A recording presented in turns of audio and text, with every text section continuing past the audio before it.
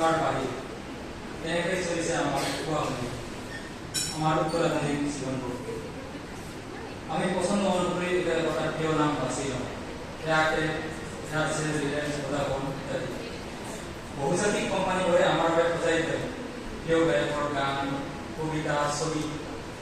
Click কৰি আমি আৰু লাগে কি বৈশ্বিক জগতকেও বিপ্লৱী সে কাজ কৰিছিল। সংযোগ কৰাৰ ভিতৰত থাকি এক শ্ৰেণী খুবেই তাতেই থাকে দাম জীৱনৰ, তাতেই ঘূৰে টাটা ৰতনৰ সপোনৰ গাড়ী চকা। তাৰ পৰাই গৈছে আম্বানী মন্দিৰ নতুন কবিতা, সপোনৰ অন্ত্যক্ৰিয়া আৰু সংযোগ সীমাৰ বাহিৰত ইছলাম ধুনীয়া। নেটৱৰ্ক বেছি নাইবা ইউজাৰ বেছি। আমি এনেকৈ এক সময়ৰ ভিতৰত নিজক লৈ দিছোঁ। সংযোগ সীমাৰ ভিতৰত থাকি সংযোগ সীমাৰ বাহিৰৰ পৃথিৱীখন পাহৰি গৈছোঁ।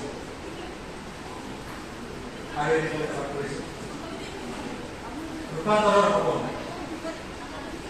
সমস্যাই চিৰটো সহজ নহয়, যদিও আমি চিঞৰো ইনকালাব জিন্দাবাদ, ইনকালাব জিন্দাবাদ।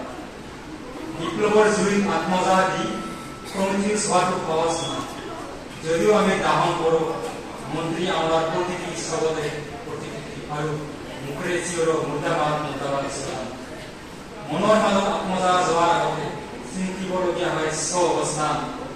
যোজন দলত কৰি লৈ ৰূপান্তৰত